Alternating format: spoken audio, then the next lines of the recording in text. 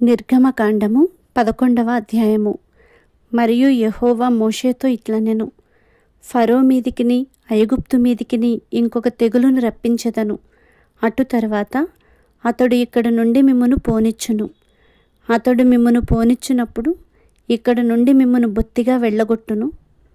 కాబట్టి తన చెలికాని యొద్ద ప్రతి పురుషుడును, తన చెలికత్తె యొద్ద ప్రతి స్త్రీయును వెండి నగలను బంగారు నగలను అడిగి తీసుకొనుడని ప్రజలతో చెప్పుము.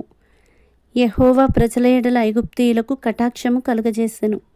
అదిగాక ఐగుప్తు దేశములో మోషే అను మనుష్యుడు ఫరో సేవకుల దృష్టికిని ప్రజల దృష్టికిని మిక్కిలి గొప్పవాడాయెను. మోషే ఫరోతో ఇట్లనెను, యెహోవా సెలవిచ్చినదేమనగా, మధ్యరాత్రి నేను ఐగుప్తు దేశములోనికి బయలు వెళ్ళెదను. అప్పుడు సింహాసనము మీద కూర్చున్న ఫరో తొలిపిల్ల మొదలుకొని తిరగలి విసురు దాసి తొలిపిల్ల వరకు ఐగుప్తు దేశమందలి తొలిపిల్లలందరూ చచ్చెదరు. జంతువులలోనూ తొలిపిల్లలన్నీ చచ్చును. అప్పుడు ఐగుప్తు దేశమందంతటా మహాఘోష పుట్టును. అట్టి ఘోష అంతకుముందు పుట్టలేదు, అట్టిది ఇక మీదట పుట్టదు. యెహోవా ఐగుప్తీయులను ఇశ్రాయేలీయులను వేరుపరచునని మీకు తెలియబడినట్లు మనుష్యుల మీద గాని జంతువుల మీద గాని ఇశ్రాయేలీయులలో ఎవరి మీదనైనను ఒక్క కుక్కయు తన నాలుక ఆడించదు.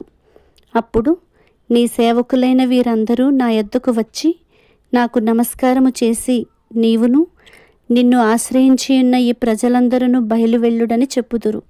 ఆ తరువాత నేను వెళ్ళుదుననెను. మోషే అలాగు చెప్పి ఫరో యొద్ద నుండి అత్యాగ్రహముతో వెళ్ళిపోయెను.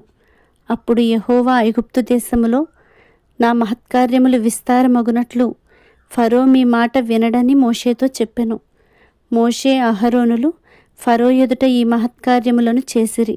అయినను యెహోవా ఫరో హృదయమును కఠినపరపగా అతడు తన దేశములో నుండి ఇశ్రాయేలీయులను పోనీయడాయెను.